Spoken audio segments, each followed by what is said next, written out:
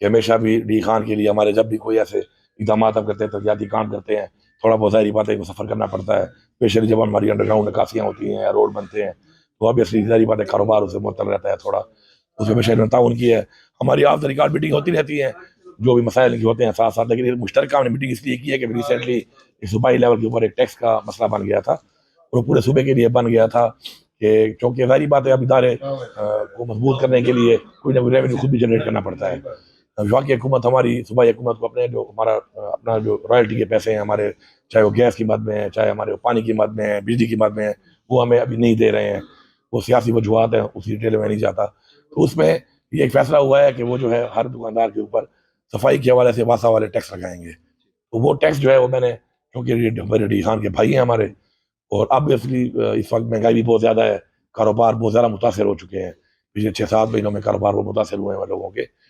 تو میں نے ان سے یہی انشاءاللہ فیصلہ ہوا ہے آج کہ یہ ٹیکس اس پہ نہیں لگایا جائے گا، اور جو ٹیکس ہے حکومت کی طرف سے وہ حکومت کو ملے گا، لیکن ان کی جگہ میں بھر لوں گا، یہ حق میں ادا کر دوں گا ڈی خان اور ان کا اب ان کے بھائی ہونے کا. تو دوسری جو ایک امپورٹنٹ چیز ہے وہ یہ ہے کہ ابھی ہمارا ماشاءاللہ کچھ دنوں میں بازار کا انڈر گراؤنڈ نکاسیہ کام شروع ہونے لگا ہے. اس حوالے سے ہم نے ان کو یہ ریکویسٹ کی ہے کہ ایک تو یہ دکانداروں کو تھوڑا سا مزید شعور دیں کہ اپنی دکان کا گند ہے وہ ایک بلک میں جو ہے وہ نالوں میں نہ ڈالا جائے. دوسرا وہ جب وہ کام شروع ہوگا اس میں تعاون کی ضرورت ہے، کیونکہ ظاہری بات ہے 6 فٹ کے پائپ ہیں جو بازار کے درمیان بچھائے جانے ہیں اور اس میں ٹائم بھی لگے گا. ظاہری بات ہے ٹریفک بھی معطل ہوگی وہاں پہ، ان کا کاروبار بھی تھوڑا وہ معطل ہوگا، لیکن یہ ایک دفعہ یہ کام ہو جائے گا تو ساری عمر کے لیے ان کو بھی فائدہ ہے، ہمیں بھی فائدہ ہے، سہولت ہے. تو اس لیے ان کا تعاون کی بات ہوئی ہے. اس کے علاوہ ہماری جو سولر لائٹس ہیں سب سے زیادہ فائدہ ان سے تاجر برادری کو ہوتا ہے، کیونکہ جب روشنی ہوتی ہے تو کاروبار چلتا رہتا ہے. اس سے ہماری کوئی سولر لائٹ چونکہ مینٹیننس اینڈ ریپیئر کا اس کا ہمارے پاس مد نہیں ہوتا، تو اس پہ مسئلہ یہ بنا ہوا ہے کہ جب وہ وارنٹی والا ٹائم ختم ہو جاتا ہے تو ان کو بھی یہاں پہ ریپلیس کرنا پڑتا ہے، اور مینٹیننس ریپیئر اس کی بہت مشکل ہے، ہمیں خود ہی کرنی پڑتی ہے جیب سے، سرکار کی بات میں ہمیں اپنا فنڈ دے نہیں سکتے ہیں آلریڈی اسکیم کو. تو اس کے لیے بھی میں نے کو بتا دیا انشاءاللہ کہ ود ان 10 days جو ہے وہ پرائیویٹلی انشاءاللہ جتنے بھی ہماری سولر کی لائٹیں خراب ہیں پرائیویٹلی ہم بنانا شروع کر دیں گے، اور پرائیویٹلی انشاءاللہ ہم ڈی خان کو انشاءاللہ جو ہماری اس وقت 20-30% لائٹس ہماری جو ایکسپائرڈ ہوئی پڑی ہیں انشاءاللہ وہ ساری بھی انشاءاللہ روشن ہو جائیں گی. ساتھ ساتھ جو ہے تاجر برادری کے اوپر ایک بہت بڑا ظلم کیا ہے انہوں نے، اور عوام کے اوپر جو ایف بی آر نے 70% ٹیکس لگا دیا ہے. یہ بہت زیادہ ہے، اس سے ہمارا ظاہری بات ہے پراپرٹی کے جو ہمارے بھائی ہیں ان کو بہت بڑا نقصان ہو رہا ہے، پراپرٹی کا کاروبار ٹھپ ہو گیا ہے. اور جو ہمارے ویسے بھی صارفین ہیں، عوام ہے، وہ جب کوئی بھی چیز پرچیز کرتی ہے تو اب 1 کروڑ روپے کی پیسے کم لکھو تو کیس بنتا ہے کہ تم نے چوری کی ہے، غلط بیانی کی ہے.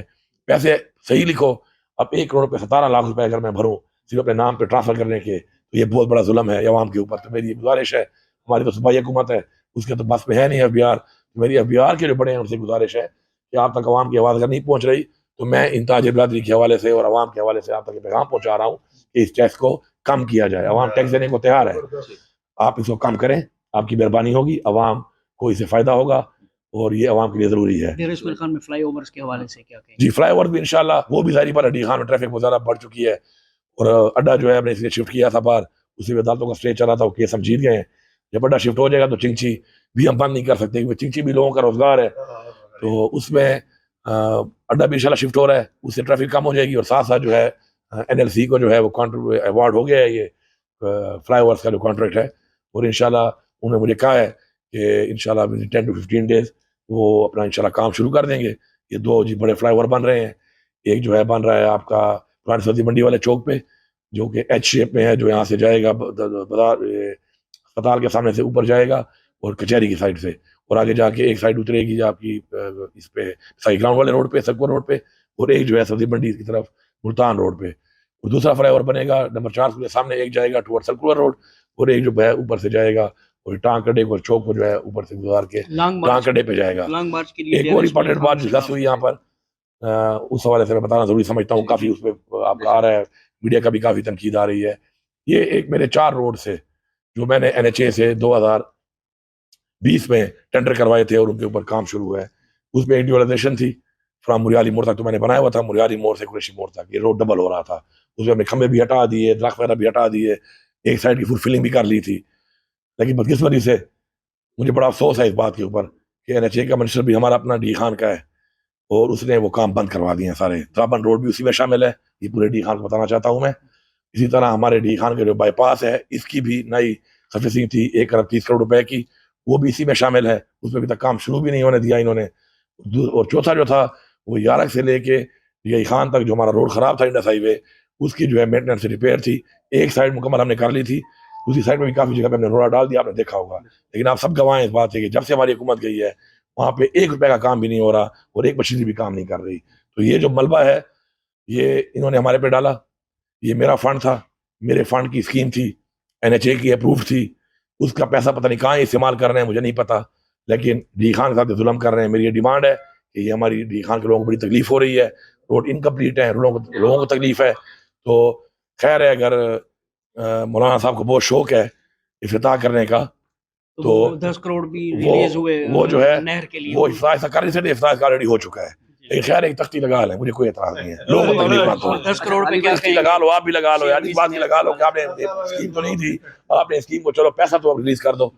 مطلب پیسہ ریلیز کرنا آپ کا یہ فرض بنتا ہے کیونکہ اسکیم کا پیسہ آلریڈی اپروو تھا، لیکن آپ نے روکا ہوا ہے، نہیں دے رہے، آپ دے دو. خیر ایک تختی آپ لگا لو، لوگوں کی تکلیف ختم ہو جائے، مجھے کوئی پرابلم نہیں ہے. لیکن کام 10 ہونے کروڑ دو. پہ کیا کہیں گے؟ CRBC کا جو ہے ہمارے پاس یہ چونکہ CRBC کی جو مین نہر ہے یہ وابڈا کی ہے، اور اس کے اندر ہمارے صوبائی حکومت نے کہا کہ 10 کروڑ روپے دیے جائیں.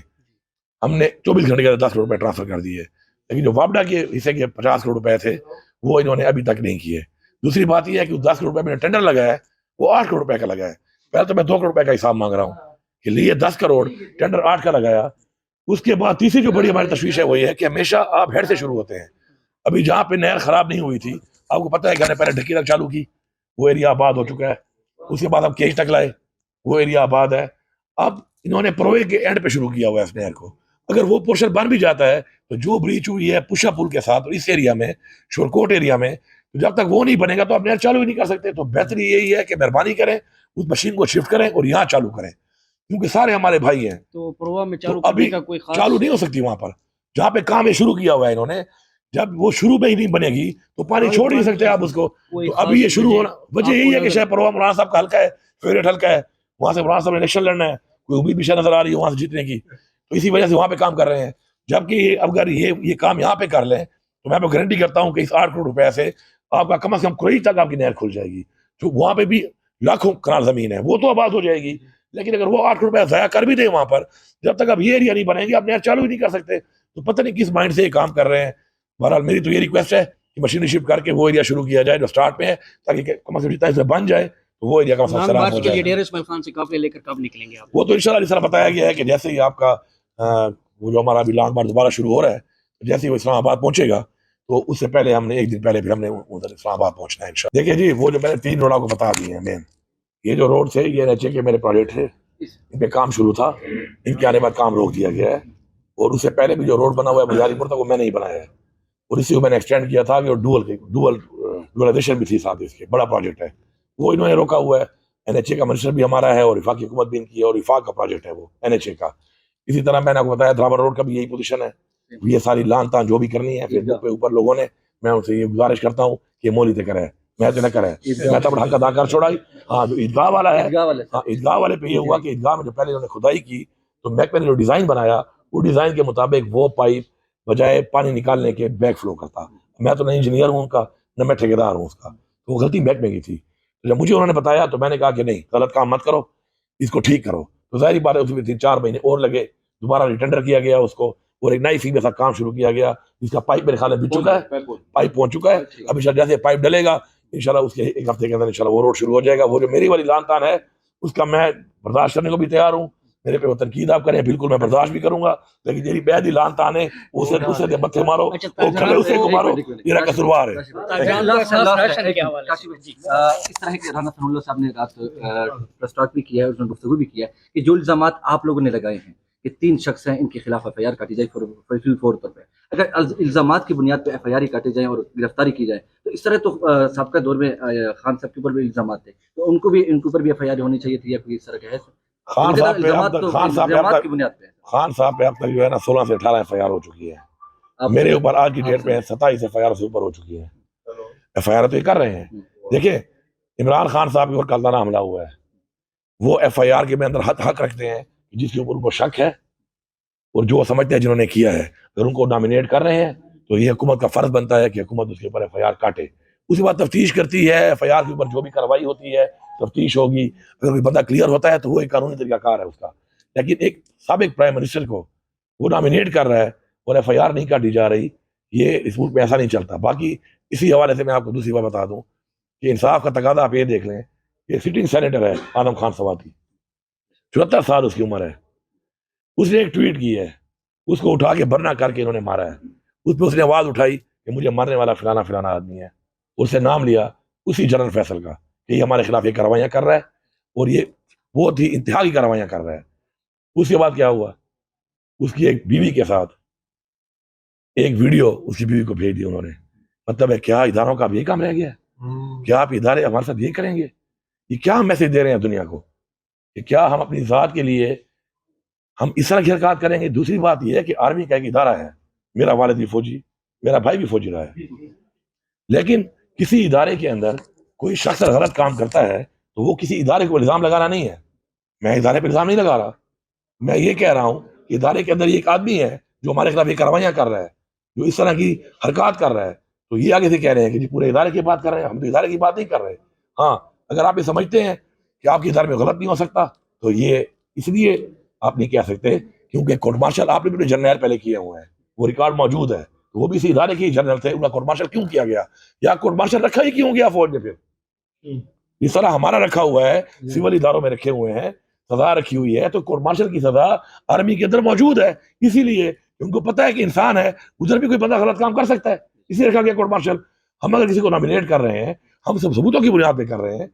ہمارے لوگوں کو بار بار کالیں کی گئی ہیں, دھمکیاں دی گئی ہیں, انوں نموں سے دھمکیاں دی گئی ہیں, باقاعدہ بلا کے دی گئی ہیں, اور سب کا روایوں کے پیچھے یہ بندہ آ کر یہ کر رہا ہے. تو اگر ہم اس کو نامینیٹ کر رہے ہیں عمران خان صاحب, اس پہ FIR ہونی چاہیے, وہ اپنے آپ کو کلیئر کرے, اس میں استعفیٰ دے جائے, اپنے آپ کو کلیئر کرے, ایک اس کے اوپر GIT بنے, وہ GIT جو فیصلہ کرتی ہے ہمیں قبول ہوگا. لیکن یہ تو کوئی طریقہ نہیں ہے کہ آپ پریشر ڈالیں کہ جی یہ مطلب ہے ٹچ بھی ناٹ ٹائپ کے مطلب ماحول بنا ہوا ہے کہ مجھے کوئی ٹچ ہی نہیں کر سکتا. یہ ایسا نہیں ہوتا. سر پنجاب میں حکومت بھی آپ کی اپنی ہے, اس کے باوجود بھی FIR نہیں ہو رہی, وجہ کیا ہے؟ وفاق کا پریشر ہے, کیا چکر ہے؟ دیکھیں جی, اس ملک میں آپ کو معلوم ہونا چاہیے کہ پریشر جو ہے جو دیا جاتا ہے اور اس طریقے سے دیا جاتا ہے, اور بھی اعلیٰ سواد کی آپ نے دیکھ لی ہے, اس میں جو پریشر دینے والے لوگ ہیں وہ وفاق میں. آپ IG کس کا افسر ہوتا ہے؟ وفاق کا ہی ہوتا ہے نا, وفاق کی IG اس کا افسر ہے. اچھا IG کو وہاں سے ہی پریشر ہے, وفاق سے IG کو یہاں سے ہی پریشر ہے.